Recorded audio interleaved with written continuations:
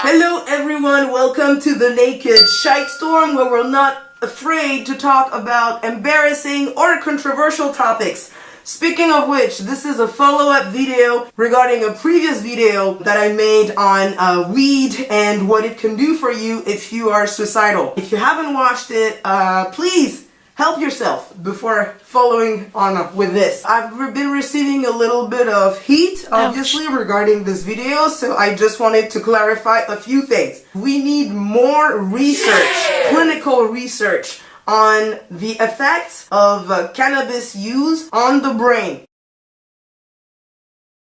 I've heard things like THC triggers paranoia. If you take a group of people, you give them the same weed, not everybody's gonna have a psychotic response. I know several people personally who have had issues of that nature. Some of them stopped smoking altogether. Others did continue. They worked through the issues revealed by weed consumption. They worked on that mostly with talk therapy, and those problems disappeared even while they were smoking weed. If you do have predispositions to anxiety issues, paranoia issues, and the like, even if you don't know about it, if you smoke weed, you will know. If you smoke weed, that will be revealed to you. Blaming it on what made you aware of something you already had in you is kind of awkward. It's kind of like, just to put a little context, 7 years ago, I saw a bunch of doctors, psychiatrists, and psychologists and stuff like that, and they thought that I had a bipolar disorder, which it turns out I don't have. Before I saw them, I had been on antidepressants and benzodiazepines. They put me on a bunch of meds. I've been exposed to about 7 different medications over the course of 6 years. Abilify, Zyprexa, Zeroquel, Haldol, Lamictal, Topamax, and lithium. And what's interesting is that even with those medications, I was still engaging in self-harm, and I did end up at the psych ward twice. Good on me. In 2013, I got my first medical card to be able to smoke marijuana under medical supervision.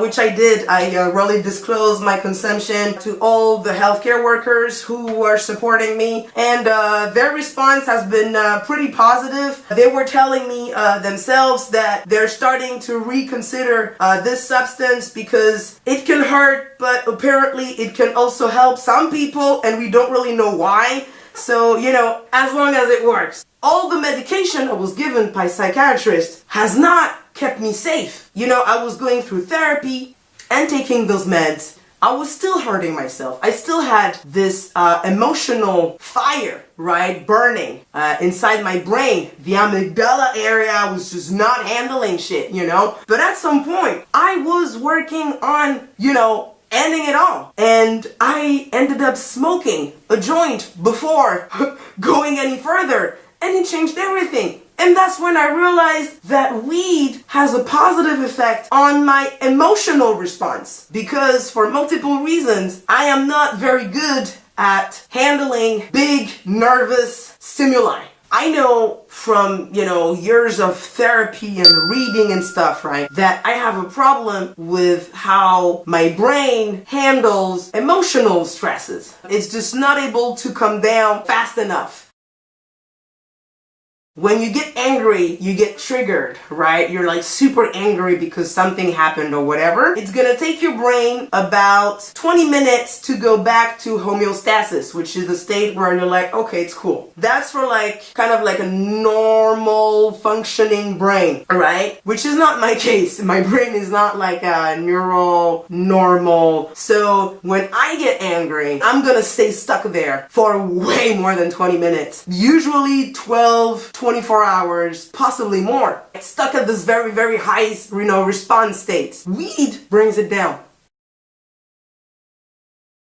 If you look, for instance, at the effectiveness of antidepressants, the statistics provided by the National Health Institute in the US, antidepressants work for about a third of all patients. Now, there are millions of reasons to this, and I'm not going to dive in all of them. Most antidepressants are called SSRIs. They are selective serotonin reuptake inhibitors. They work on the levels of serotonin in the brain. Serotonin is a chemical that's produced by your body out of certain foods, and it cannot be stored. Serotonin is distributed at some point in the brain. Those antidepressants will act on the little vessels whose mission is to carry away the serotonin. So with antidepressants, those vessels, it's like, no, you're not taking the serotonin nowhere. You gotta live it in the brain, and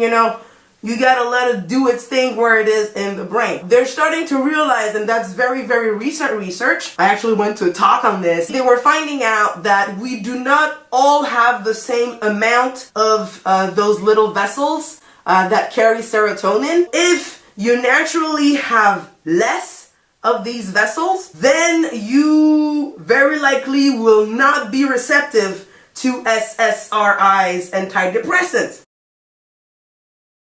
Regarding THC and CBD, just want to mention that there are other substances possibly active in cannabis, but at this stage, we're not really able to understand how they work and what exactly they do. So let's just focus on those two. THC is basically a molecule that resembles another molecule that we have in the brain naturally, which is called anandamide. It's almost like a clone. Because it is so similar, when you smoke it, THC is able to connect your brain when you smoke. It's thinking, oh, okay, we're just having a huge boost of anandamide or whatever, so let's process that. We are naturally wired to process this substance, and we're so well wired to process it that neuroscientists, when they discovered this neurotransmitter, they called them the cannabinoid receptors. It's like life made them so that we could smoke weed and enjoy benefits from it. Because otherwise, our brain would not have been able to process the substance. Anandamide, and so THC, relates to brain functions pertaining to memory, pleasure, because it triggers dopamine release, perception of time, and concentration. This is what we know for sure. Further research is really what we need to understand THC and CBD and what their effects on a depressed brain can be. You can get addicted to all sorts of things, including medication that is legal and widely available. It's about what good uses, if any, can we get out of this substance. And that's where I think research is relevant.